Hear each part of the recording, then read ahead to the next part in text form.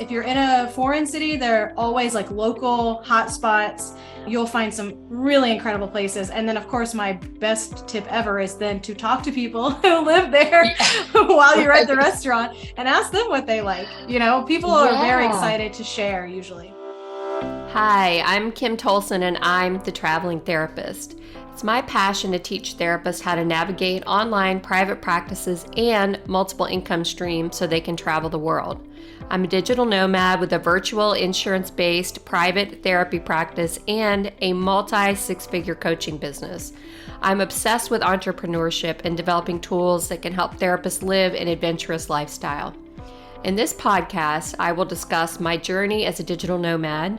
I'll chat with other traveling therapists and help you navigate the complexities of running an online insurance-based practice. I'm so glad to have you with me on this journey.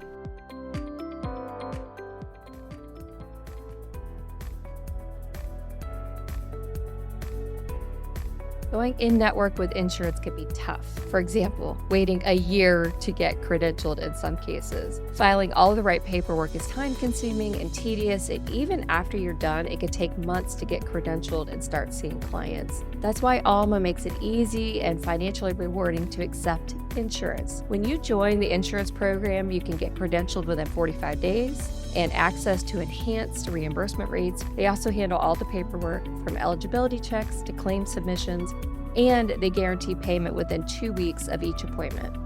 Once you've joined Alma's insurance program, you can see clients in your state of licensure regardless of where you're working from. This is particularly exciting for me as a traveling therapist, as I know it is probably for you too. You can literally be anywhere and still see your clients through Alma. Learn more about building a thriving private practice with Alma at helloalma.com/Kim.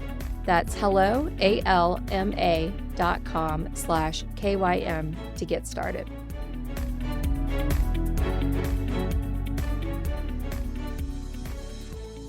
Hi, everybody. Welcome back to another episode of the Traveling Therapist Podcast.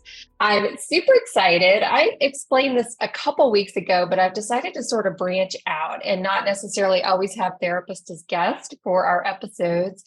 And this next guest is somebody that's not a therapist, but she's like got a super cool traveling lifestyle. So I'm really excited to introduce her and let you guys learn more about her.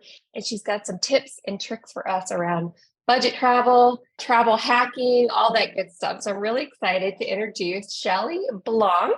I hope I said her name correctly. Shelly Blanc.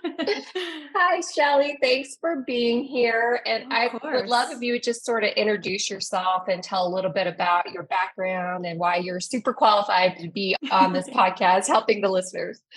Absolutely. So my name is Shelly Blanc, as you pronounced beautifully. Yeah. And I actually run a travel company with my husband, but on our 9-to-5 jobs, I am a full-time teacher. So we've kind of created this lifestyle around learning how to travel at the most expensive times of the year, because of course, all the breaks are the most expensive times. Oh, yes. But on a teacher's salary, and not just be, I mean, as much as I love road trips, like not just kind of going down the road, but internationally 3 times a year. We travel domestically about every month. And that can be anywhere from like, you know, traveling to the next state. We're in New England, so it makes it a little easier to kind of bounce around the states. But a lot of times, about 3 times a year, we go to Orlando, went to Vegas this year as well. And it's June? And we just came back from Disney and Tennessee, and we're going to Norway next week. So we are wildly travel people. That's so exciting. I've always wanted to get to Norway. Yes. Oh, I am so excited about Norway. That one's a crazy one. I want to hear about it too. Just like what you're planning and all that, because a month in Norway has got to be amazing. Like there's got to be so much cool stuff to do. But before we say that, I just want to say thank you for just talking about this being on a teacher's salary, because a lot of the traveling therapists, that's their biggest thing. It's like, Kim, I don't have the money to travel. You know, I work at a community mental health agency. I'm making like $38,000 a year. I just don't have the money for it, you know? So I'm just really glad to bring this information to people to say, you can do it. It is possible. And she's going to tell us how. Yes, absolutely. It's like my very favorite thing to talk about in the whole world, because I think that holds a lot of people back, and it makes me sad because I was reading a statistic recently and it said 70% of people want to travel more, but then they don't, or they're waiting for retirement. And as much as I want to travel when I'm retired too, like, don't get me wrong, but I want to travel now as well. It's a totally different experience. Traveling when you're solo is different, traveling as a couple, traveling as a family, and traveling retired. Those are all different experiences that I want to do all of. You know what I mean? I don't want to just do one piece of that puzzle. I want to do the whole puzzle. And so I really think that the money piece is what holds people back, and it doesn't have to. And I feel like I like knock on people's doors and I'm like, please let me tell you about this. I promise it'll help. So I'm so glad to be here and spread this message of like, yes, you can travel there. You just have to do a little bit of legwork for it. Yeah. And I just love that message, because people will say, I'm waiting till I retire. And then, I think about my mother who loves to travel, but even now I travel with her and it's like, she can barely walk, you know what I mean? So it's like, we get to these really cool cities, like over in Europe, and, want to go exploring, and she can't, she's got congestive heart failure, and it's like, you waited too long. So I just love that message of like, figure out how to do it now, like start now. Don't let that hold you back. Yeah. So let's get into it. So today we're going to talk about some hacking, some budgeting, and all of that stuff. So I'd love if you just are ready to, we can just jump right in and start talking about your tips. Yeah, let's do it. Okay. So with budgeting, I think my number one, like before we get into travel hacking, because that always makes people a little nervous. So if you're not ready to jump into that world yet, let me tell you how you can do it with what we call cash. Doesn't necessarily mean cash. It just means you're not using points and miles to travel, like credit card points and miles.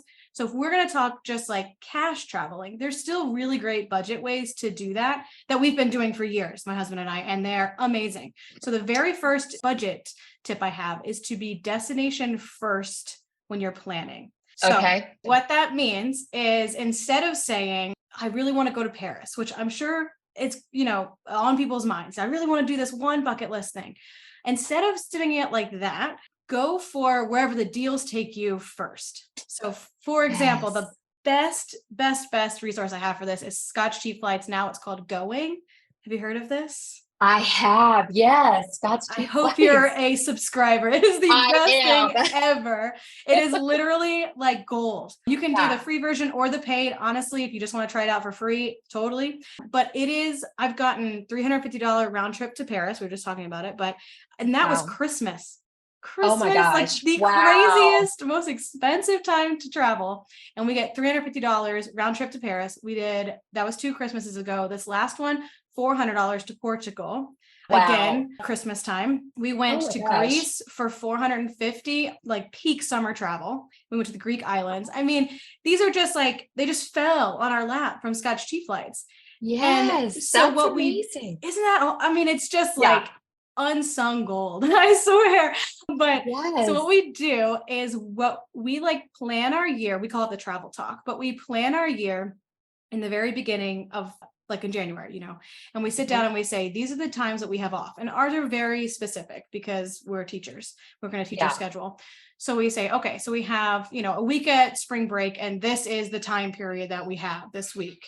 And then so we do a thing called the travel talk. And at the beginning of every year, we look at what days we have off, and it's easy because we're teachers. So we say, okay, we have spring break and it's these dates.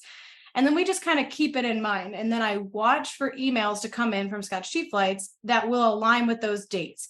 And usually you're thinking 4 to 5 months out. Typically for Christmas, I'm more like 7 months out, just because that's such a busy time. But that's typically when those deals will start to roll in, and you'll see them. I have never had a time where the deals just stopped. They are continuous all year long.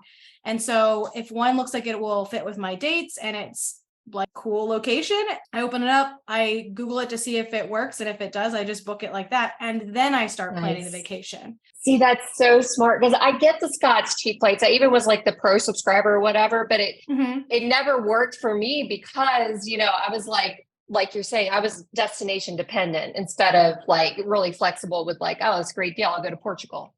And and some people may be thinking, but I really want to go to Paris. And first of all, those will probably pop up. If they're major cities, eventually they will pop up.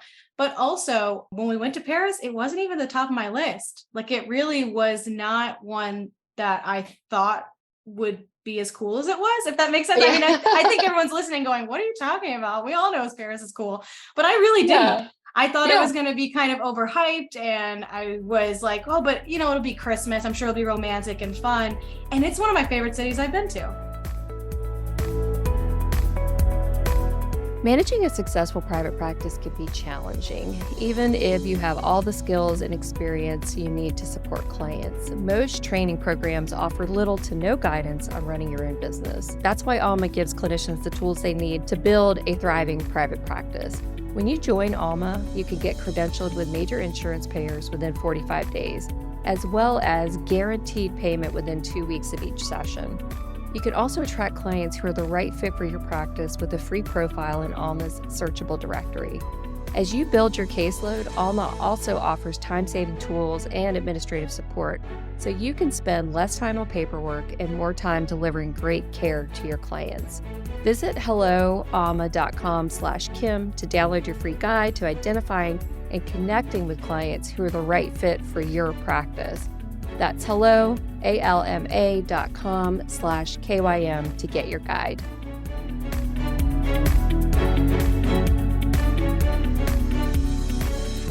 Oh, I So, love that. some of these, and like Portugal, we went to Porto, and then we took like a quick bus ride to Vigo, Spain, which is Nice. like this huge Christmas capital that I had no clue. It's not on any like blogs of like top Wow. 15s, but we just went because it was close. And when I was looking it up, I was like, oh, they have like a big Christmas celebration. And it was amazing. The biggest Christmas market I've ever been to. Oh my So- gosh, that's so cool. Yeah, Yes. some of these like locations that you wouldn't have had on your top 10 actually end up being even cooler than the ones you did have on your top 10. So I would Yes. definitely suggest that as like my number one tip on budget. Love that. Is like, yeah, come up with a budget you feel comfortable with, and then you're going to spend probably 30 to 40% of it on the plane ticket. So kind of decide what that 30-40% looks like, and then just wait and see if any of those deals fit in that 30-40%, and then pull the trigger So if they find smart. it. Yeah. So smart. I love that. Yes. Once you start doing it, it's addicting though. Yeah. You're like, yeah, sure. Like, I'll just buy that to Portugal. I'll buy that to London. Like, Yeah. It's like I had another guest on that called it, what did she call it? Trip roulette, basically. Like I don't know if they did it with Scott's cheap flights, but they would just like just randomly look and see what the cheapest flight was somewhere, and they would just go there. yeah, no, I mean, so that was what we do because we know what our time is. But another way to Yes. do that is to go, there's two places. You can go to Skyscanner, or you can just go to Google Flights, and you can put in your home airport and leave the to blank. And then it will show you, in your like time frame, how like what are the cheapest cities. So you could also do it nice. like that, kind of more of like a Russian roulette of a travel. I Either love way, that. it works pretty well, actually. Oh, that's very cool. I did not know you can leave that blank. So that is a great tip. Yeah, and sometimes they'll show you only close things, so you may have to like zoom out on the map to see like more. But it's also a really good Smart. way, and this gets like a little intense, so I'll only mention this a little bit. If you really think this is a cool idea, you should deep dive into it somewhere. But it's also a good way. So I live next to JFK, and that's an easy peasy one. That's going everywhere. Yeah. But if you live somewhere, like I used to live in Memphis, that's not a very good airport for Yes. finding things, and so you can find something, like you can see what the cheapest big airport to fly from Memphis is, and then see what's cheap from there. So like Atlanta, it's a big one from Memphis, and so it's like you can kind of put those together to be like, it actually makes a lot of sense just to fly, a 1 hour flight to Atlanta, and now it's $300 cheaper to fly to London than it was from Memphis. So sometimes they call it positioning flights. Sometimes that can like really save you a lot of money just for that little extra, Nice. legwork. Yeah. Oh, that's such a good tip. Thank you. Yeah, these are all my like little secret. We'll get so many friends and family being like, I just don't understand how you guys can keep traveling. Like, you got to be in credit card debt, and we're like, no, we just are really good at finding these little things. Yeah. It's like what I do instead of like I'll have TV on the background. You have people like scroll, and believe me, I scroll too. But then I'm also like randomly reading blogs, and it's kind of just all the stuff I've accumulated over the years. I love it. Yeah, so helpful. Okay, so we've got those. Were those the first two tips, or do we just dive into an extra tip there? I don't want to. Yeah, that was like a tip and a half, maybe. A tip and a half. All right. Well, then I have What? two other little things. They won't be as long as that one, but they're like Yeah. smaller kind of resources that I just think are amazing, especially in the Okay. sea of resources that we have nowadays. Yes. There's so many, it can be hard to know like what is actually worth your time. And Yeah. so one big one is, of course, when you travel, what's like everyone's favorite part of it is the food, right? And Yes. so I think my very favorite like food finding to keep things on the cheaper side and also find the best of the best of food is TripAdvisor, which I know is not a small website, but it's to me the very best one. So you go Yeah. TripAdvisor cheap eats. It's like a whole Oh, category. Yeah, you can just really? You Google it. just Google Yeah. it? Oh, I Yep. didn't know that. Yep. Okay. So I'll say like, TripAdvisor cheap eats New York City, and it will pull up like the cheapest things, but in the order of like how they're ranked. And they're Wow. always the most amazing restaurants. If you're in a foreign city, they're always like local hotspots. You'll find some really incredible places. And then, of course, my best tip ever is then to talk to people who live there Yeah. while you're at the Right. restaurant and ask them what they like. People are very Yeah. excited to share usually. So that's my very favorite, like food finding tip. I know Oh that's my kind of a gosh. weird transition from flights, but I still No, think it kind of I'm going works. to be all over that. I'm going to be all over that. It's my favorite That's one. awesome. Love And it that. works really well while you're there. You don't have to, because they're cheap eats, usually they're stands or they're mom and pops. And so they're not those ones that are going to require 3 weeks of reservation beforehand. Yeah. So you can even do that like on the ground, like while you're there, be like, what do we want for, dinner? And you can go and find from the Wow. app. Yeah. We use it That's every awesome. single trip we take, every single one. It's That's the best. amazing. Oh my gosh. I'm going to be all over that because I don't know if you know me, but I live in Airbnb. So we're in a different town like every week or two, so that's Mhm. super helpful. Yeah. Yeah, it's just the best because we all have our favorite little places by where we live where it's like, not fancy, it's not going to make any top 10 of the whole city, but it's actually the best food. And Oh my that's exactly gosh. how you find those. Yeah. Oh, that's amazing. And then Great my tip. very last little like cash, how to save the cash piece of the trip Yeah. is a website called Rome to Rio. Have you heard of this one? No. Rome Okay, to so Rio. yeah, with Okay. a two, like a number two. So it is a website that you can put in, like, say you're going to do a multi like state or multi city trip and you're not exactly sure of like how you're going to do it. So for Hmm. example, we're not going to Norway for the whole month. We're going to Norway, Copenhagen, and Sweden. Oh, So nice. if I know they're close to each other, but what actually is the best way to get around? This one will like tell you every transportation option you have between two cities and like the general price. Yeah, Oh, wow. it's Okay. amazing. So we found out that instead of like taking a train, for example, it actually was cheaper to fly to one of our destinations. Wow. Yeah, just looking at like and of course, like we ran our own things, but we were like, wow, like I didn't know you could just easily fly. And it's telling me that the, average price here is $100 and the train ticket's 120 and it takes 3 times as long, Oh my so gosh. No brainer. yeah, right. And so it has been an absolute lifesaver. We did a trip that we did like Germany, well, like Munich, Vienna, Prague, and Budapest. Like, could they kind of Wow. string along? But it just, you can take a bus, you can take like ride share kind of things, you can take a train, you can fly. Wow. And some of them, like you can take a ferry. Like if you're not exackly sure what things Yes. you have, it gives all of them. It's such an amazing free search Oh my tool. gosh. This makes me so excited because we're living in the Caribbean basically for the winter and we Mhm. want to island hop, but it's like impossible to find flights that go like from island to island. Like it's almost like you have to fly back to the United States, catch a flight there and then go to the next island. So this is like Yeah. super exciting because maybe it'll show me like a ferry or some mode of transportation I haven't thought of. So that's really exciting. I did actually just use it because I have I think it's called Saint Eustachian. Eustatia. Oh, And okay. it's a Caribbean, it's a island that's owned by the Danish, I think. But it's in like the Caribbean. Cool. It's really small. It's impossible to get to, like the ones you're talking about. And I found Yeah. out that you had to fly into, I'm not even going to embarrass myself to remember what that island was. Yeah. You had to fly into one island though, and then take a ferry. And I was like, oh, because I couldn't find Whoa. any flights. I was like, how do Yes. you get here?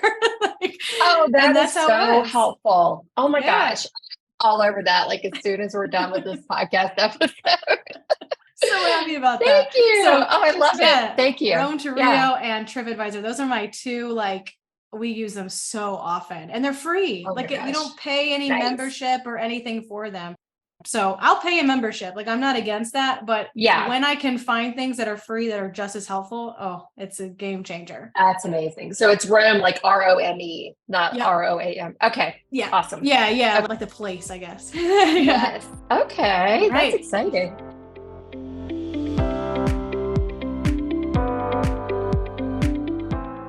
Hey everybody, so I was just loving this episode so much with Shelly, I decided to break it into 2 parts to keep it manageable and bite-sized for you guys as listeners. I know an hour-long podcast can sometimes be too much, so I decided to break it into 2 parts. So the first part, she's talking about some great travel tips and budget tips, and the second part is about travel hacking and really getting into the nitty-gritty about that. So I hope you enjoy both episodes, and stay tuned, the second part will be released next week. Thank you so much for listening to the Traveling Therapist podcast. For show notes, links, and downloads, head over to thetravelingtherapist.com, where you'll be able to learn more about my journey, the courses I've created for you, and other exciting resources to make your dreams become a reality. If you've enjoyed this episode, please share with your traveling therapist friends, subscribe to the podcast, and if you loved this episode, please leave a review.